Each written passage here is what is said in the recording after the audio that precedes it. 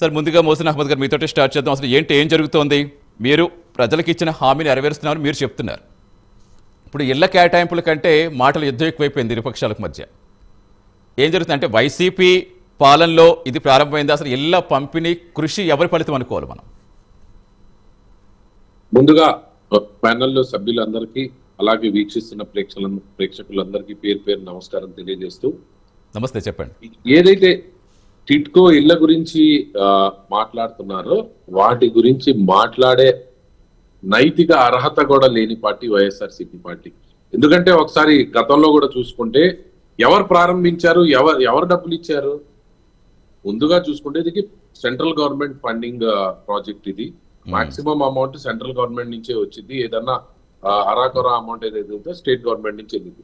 వీళ్ళు ఎన్ని ఇల్లు సెంట్రల్ గవర్నమెంట్ కి రిప్రజెంటేషన్స్ ఇచ్చి ఎన్ని తీసుకొచ్చారన్నది ముందు వాళ్ళు చెప్పాలి. ఏదైతే ఒక రెగ్యులర్ స్కీమ్ నడుస్తుందో ఆ స్కీమ్ లో నడిచి మేము ఒప్పుకున్నాం. వీటిలో కొన్ని ఇల్లు వాళ్ళ గవర్నమెంట్ లోనే స్టార్ట్ అవ్వబడిని, అవి కట్టడం జరిగింది. కానీ గతంలో కూడా మీరు ఒకసారి చూసుకుంటే వైఎస్ఆర్సీపీ పార్టీ గతంలో తెలుగుదేశం ప్రభుత్వం ఏవైతే టిట్కో ఇల్లు కట్టడం జరిగిందో వాటిని నిర్దాక్షిణంగా ఆపడం జరిగింది. కానీ ప్రజలు ఒకసారి గమనించాలి, ఏదైతే టిట్కో ఇల్లు కట్టనియండి, మీకు రేపు అమరావతి కట్టనియండి, ఎవరి కోసం కడుతున్నాము? ఇది తెలుగుదేశం పార్టీ కోసమో, చంద్రబాబు నాయుడు గారి కోసమో, లోకేష్ బాబు కోసమో, లేకపోతే తెలుగుదేశం పార్టీ ఎమ్మెల్యేల కోసం కట్టట్లేదు. ఇది కేవలం తెలుగు ప్రజలు, ఆంధ్ర రాష్ట్ర ప్రజల కోసం కడుతున్న స్కీమ్స్. వాళ్ళ భవిష్యత్తు బాగుండాలని చెప్పి ఈ ప్రభుత్వం తీసుకుంటున్న నిర్ణయాలు. అలాగే ప్రజలే ముఖ్యం అనుకుంటున్నాం కాబట్టి వాళ్ళు కట్టిన ఇల్లైనా మేము మిగిలిన వర్క్స్ కంప్లీట్ చేసి, ఏవైతే వాటి బ్యాలెన్సెస్ ఉన్నాయో అవన్నీ కంప్లీట్ చేసి తత్వరగా ప్రజలకి ఇవ్వటం. ఎందుకంటే ఎండ్ ఆఫ్ ద డే ఎవరు బాధపడతారంటే ప్రజలే బాధపడతారు, ఎవరు లబ్ధి పడతారంటే ప్రజలే లబ్ధి పడతారు. కాబట్టి ప్రజల్ని ముందుగా చూసి పార్టీల్ని కానీ రాజకీయాల్ని కానీ పక్కన పెట్టి ఈ రోజు నారా చంద్రబాబు నాయుడు గారు మహోత్తరమైన నిర్ణయం తీసుకోవటం, అలాగే 3 లక్షల ఇళ్లను పంచడం ఈ రోజు మేము స్వాగతిస్తున్నాం, రాష్ట్ర ప్రజలందరూ స్వాగతిస్తున్నారు. కానీ దీన్ని కూడా రాజకీయం చేసి ఏదైతే వైఎస్ఆర్సీపీ మాట్లాడుతున్నారో వాళ్ళు ఒకసారి వాళ్ళ రాజకీయ బేసిక్స్ ని ఒకసారి చెక్ చేసుకోవాలని అడుగుతున్నాం.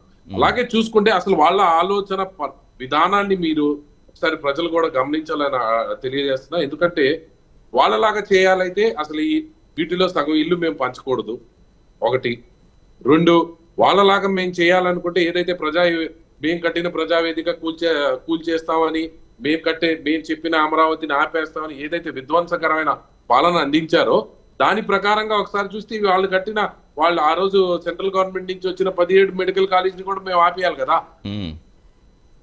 సో ఎప్పుడు చూసినా విద్వేషాలు, రాజకీయం కోసమే పార్టీని పెట్టి అధికారం కోసమే పాటుపడుతున్నారు. కానీ ఎక్కడ కూసంతా కూడా ప్రజల గురించి ఆలోచించట్లేదని నేను ఈ రోజు డైరెక్ట్ గా చెప్తా ఉన్నా. ఎందుకంటే ఒకసారి మీరు చూసుకుంటే గతంలో, ఇప్పుడు చిన్న విషయం నిన్న కూడా జరిగిన దాని గురించి చిన్న మాట చెప్పాలనుకుంటున్నా.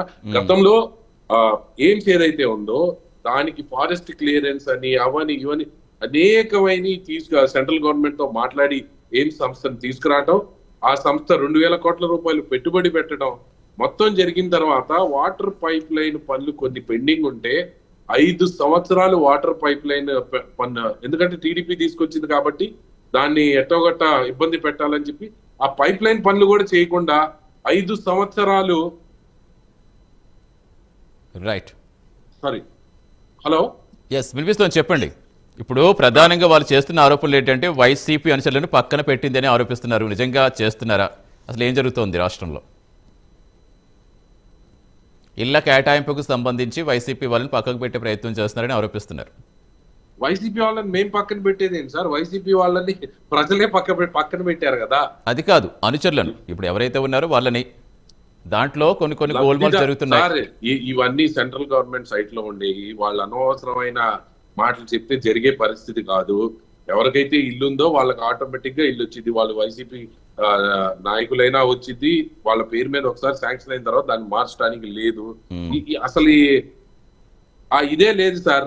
అంటే ఏదో వాళ్ళు చెప్తున్నారు కాబట్టి మీకు కూడా తెలుసు, మిగతా నాయకులు వాళ్ళ మనసుకు కూడా తెలుసు, ఎక్కడ అటువంటి జరగలేదు. ఎవరికైతే శాంక్షన్స్ అయినాయో వాళ్ళందరికీ ఇల్లు రావడం జరిగింది. ఏమన్నా ప్రూఫ్స్ ఉంటే తీసుకొచ్చి చూపించడం. కేవలం ఏదో అంటే రాజకీయ పబ్బం గడుపుకోవటానికి అసలు ఎటువంటి నాటకాలు వేస్తున్నారు అన్నది ప్రజలు ఒకసారి గమనించాలని నేను అడుగుతా ఉన్నాను. రైట్ అండి. ఎస్ సింగిరి బాబు గారు, ఎస్ మీరేం చెప్తారు ఈ క్రెడిట్ వార్కి సంబంధించి?